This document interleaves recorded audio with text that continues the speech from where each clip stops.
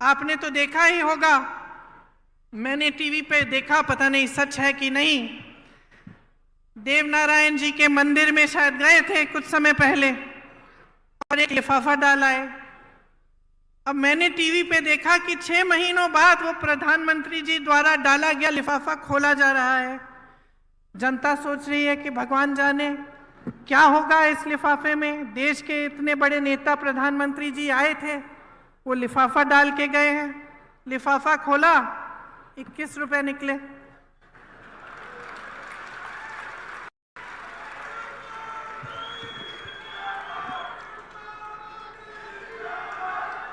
अब आप मुझे बताइए कि एक तरह से यही हो रहा है देश में।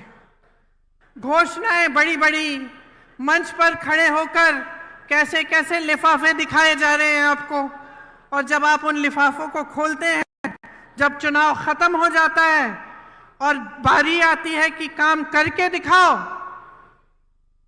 तो कुछ नहीं होता। तो इस राजनीति से सावधान हो जाइए। ये ईआरसीपी का जो जुमला है जो आपको दिया गया, यही चीज थी। ये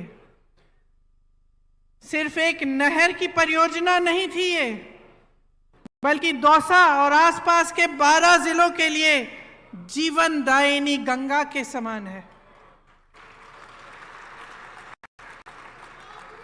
भाजपा के नेता और प्रधानमंत्री जी से सिर्फ जुमलेबाजी होती है इस पर। पहले आए थे तो कहा था ईआरसीपी को राष्ट्रीय परियोजना का दर्जा दिया जाएगा। दिया क्या? दिया? आप आज तक ईआरसीपी के पानी का इंतजार कर रहे हैं कि नहीं? कर रहे हैं ना? अब मैं आपसे एक दूसरी तरह की राजनीति की बात कर रही थी, जिसका नजरिया आगे भविष्य के लिए सोचने का नजरिया होता है। तो आप सोचिए, पंडित जवाहरलाल नेहरू जी ने ऐसी जाल बिछाई थी पूरे देश में परियोजनाओं की। भाखरा नंगल डैम, रिहंद बांध, हीराकुंड, ब्यास, चंबल, गंडक, कोसी, रामगंगा पर देश के 60 से अधिक बड़े बांध की परियोजनाएं बनाई। इंदिरा गांधी नहर सबसे बड़ी नहर जो है, और सैकड़ों छोटी छोटी सिंचाई और जलापूर्ति की परियोजनाएं बनाई गईं।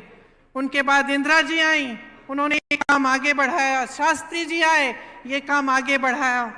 तो जब राजनीति की सोच होती है कि आप भविष्य के लिए काम किया जाएगा, देश के लिए किया जाएगा, तो ऐसे काम होते हैं।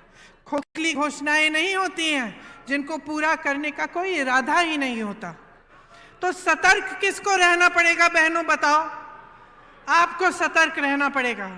आप इतनी मेहनत करती हैं अपने बच्चों को बड़ा करने के लिए, तो इसलिए तो नहीं करती ना कि जितनी भी देश की संपत्ति है जो आपके बच्चों और उनके भविष्य को मजबूत बनाने में जानी चाहिए, वो ये लोग गवा रहे हैं।